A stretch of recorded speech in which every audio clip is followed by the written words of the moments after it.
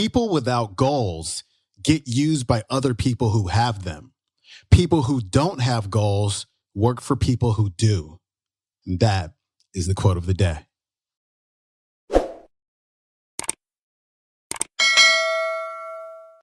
Welcome back to the Quote of the Day show. I'm your host, Sean Croxton of SeanCroxton.com. Happy hump day to you. Today we've got Jack Canfield back on the show, and Jack is sharing his 3 ways to accelerate the asking phase of the law of attraction. That sequence of the law of attraction being ask, believe, receive. So you're going to hear about the power of focusing on what you want, having and setting goals, and my personal favorite, the contribution you make to the world. Here's Jack. I want to share with you real quickly 3 ways to accelerate this asking phase. There's ask, believe, receive. Okay, so let's look at asking for just a little bit longer. In asking, 3 things that are really useful I found. Number 1, it's called the irritation list. Walk through your home, your business, your apartment, your condo, anything you're in charge of, and make a list of all the things that aren't exactly the way you want it. There's never a stapler by the Xerox machine. Someone always leaves that cabinet open. My kid never picks up after himself. Those pictures are always slanted. They never stay straight. The screen door slams. There's a hole in the window. You know, whatever it is, write it down. And then go back, and here's the key part. Remember, in law of attraction, we always focus on what you want, not what you don't want. You don't want to be going, I don't want a man who smokes. I don't want a man who watches TV all weekend. I don't want a man who, you know, because that's what you're going to get. All right, because what you focus on is what you attract. So you want to focus on the opposite. So what you want to focus on is the opposite of your irritation list. There'll always be a stapler by the Xerox machine. We solved it in our office with a little chain and some glue. It doesn't leave, okay? But the key is there's always solutions. The pictures that won't stay straight, Velcro, right to the wall, on the bottom. It works, you know. But the point is, you want to get a list of what's the outcome you want, and then take a day, hire a person, or bring a friend over, and go through the list and get as many done as you can. You know, all the easy ones. Build some momentum. Clean the garage. Develop a new filing system. That might be something you set off to another weekend. And we say all the big ones that are really big. Do 1 a quarter. Every 3 months, solve one of those. Now you're getting rid of all the stuff in your life. And why is this so important? We're talking mostly about being wealthy, having great relationships, great health, world peace, ending hunger, and you're talking about the screen door. When you don't fix the screen door, you settle. And when you settle consistently, you develop a habit of settling for what you don't want. And most people go through life in resignation. They have resigned themselves to not having it the way they want it. The second thing is what we call the 101 goals list. Make a list of 101 things you want to achieve before you die. Now, I was sharing this with someone last night, and they said, God, that just seems like a really big task. I'm a single mom. I don't have any time. When am I going to do that? We know that one of the things about high achievers is they all have goals. Only 10% of Americans set goals every year. 10%. I can go to sales conferences. People that learn this stuff, hear it over and over. How many? 10%.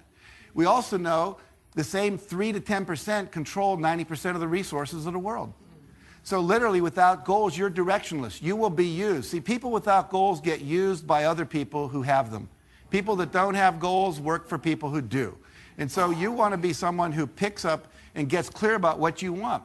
Make a list, 101 goals. I want to go to Paris. I want to, skydive. I want to bungee cord jump. I want to play the guitar. I want to learn to juggle. I want to learn 2 magic tricks for the kids. I want to go to the Olympics in Beijing.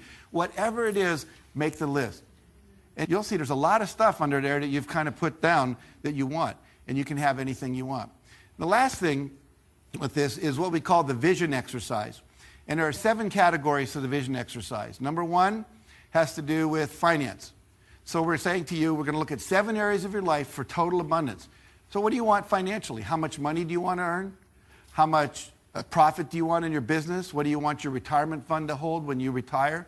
What are your goals? And a lot of people don't even have them. The average American retires with $25,000 net worth. That's sad.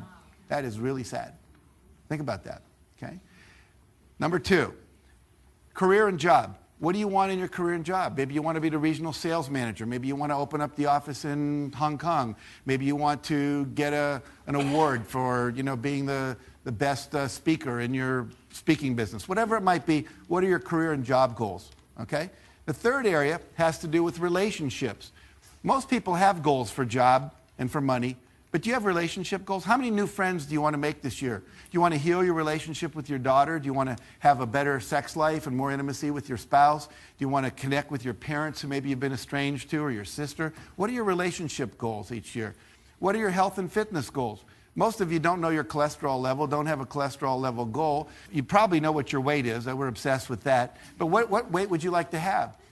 Goals. Every year, set how many vacation days you want to take. If you want to double your time off, make that a goal. You need time to recreate yourself. That's what recreation means. Personal. Personal is personal growth and emotional growth, spiritual growth, things like that. And what are your goals there?